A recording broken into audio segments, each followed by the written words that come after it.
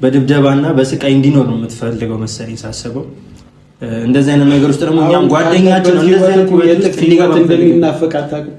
እሱን እናንተ መኖር ትችላላችሁ። ልጁ ግን ሰላምና ጤና መርጧል። በቃ አሁን ከዚህ ከተጨመላለቀ ህይወት ከሚያስጠላ ነገር አሁን አብርሃም ህይወት እየኖረ ነው። ምኑን የተጨመላለቀ ከሄርሜላ ጋር ሆኖ እዚህ ውስጥ እኮ የሆነ ሁለት ወርቅ እኮ ነው የጎደለ እያየነው አይደል እንዴ?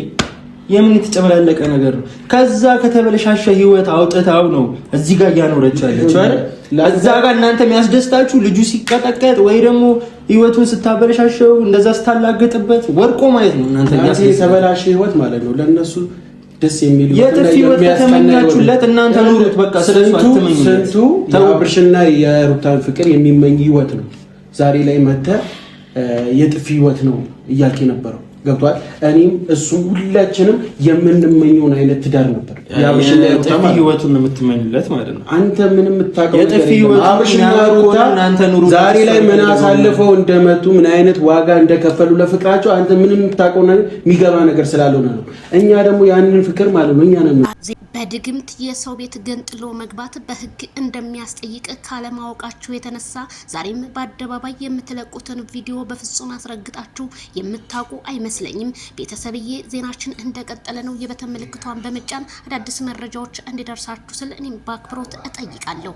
ታዲያ አቶ ቢኒና እንዲሁም ኤፍሬም አሁንም አሻፈረን ብለው የሄርሜላ ከረሜላን ቤት ገንጥለው መግባታቸው ቢሰማም ግን አሁንም ያለበት ህይወት አብርሃም ምስቅቅ ያለ ነው። ከዚህ ህይወት እንዲወጣ ነው እኛ የምንሯሯጠው ቢሉም እነ ቢኒ በዚህ በአማረ ቤት ምንም አብርሃም የተመሰቃቀለ ህይወት እንደማይኖር አስረግጬ እነግራችኋለሁ።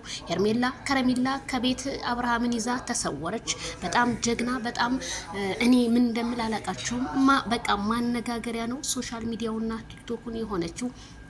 አቶ አቤላ ሽልጥልጡ ደግሞ እየተሽለጠለጠ የሷ ህይወት እንዲስተካከል ነው። ምን የሷ ህይወት የሱ ህይወት እያላችሁ ነገሮችን የምታመሰቃቀሉት እናንተ በሰላም እየኖረ እንዳይኖር ያደረጋችሁት እናንተ ሄርሜላ እንደሆነች ከናንተ ምንም የማትፈልግ ሴት እንደሆነች እናንተ ግን የሰው በር እያንኳኳችሁና እየገነጠላችሁ በመግባታችሁ አጽያፊ ድርጊትን እያደረጋችሁ መሆኑ በአደባባይ ከኤፍሬም ጀምሮ እያሳያችሁ ነው።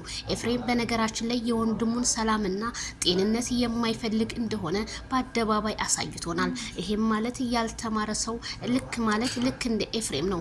ኤፍሬም ወንድሙ ሰላም ሆኖ ማየትን ሰው ይፈልጋል እንጂ እሱ እንዴት በአደባባይ ለሩታ ብሎ ይሄንን ያህል ይሰደባል ስል እኔም ከዚሁ አሳስባለሁ። ኤፍሬም ግን በጤናው አይመስለኝም። ኤፍሬም የሆነ የለቀቀ ብሎኑ አንድኛው ለቋል ብዬ ነው የማስበው። ምክንያቱም አንተ ከሩታ ጎን ነኝ ካልክ ሩታ ጋር ሄደህ እዛው ለምን አታጨበጭብም? ምክንያቱም አብርሃምን አስረናዋል ስትሉ የነበራችሁ ሰዎች ለምን ሳታስሩት እንዴት አመለጣችሁ? አንተና ሩታ ምን እየሰራችሁ ነበር? በጓዳው ስለ እኔም ከዚሁ ጠይቃችኋለሁ። ምን እየሰራችሁ ነበር? ክላስ ገብታችሁ ምን እያደረጋችሁ ነበር? አመለጣችሁ? እንኳንም አመለጣችሁ። ታዲያ አንበሳ እጅ ገብቶ እንዴት ወደ ውሻ ይመለስ? ማይክል ጃክሰን በፍጹም ሊመለስ አይችልም።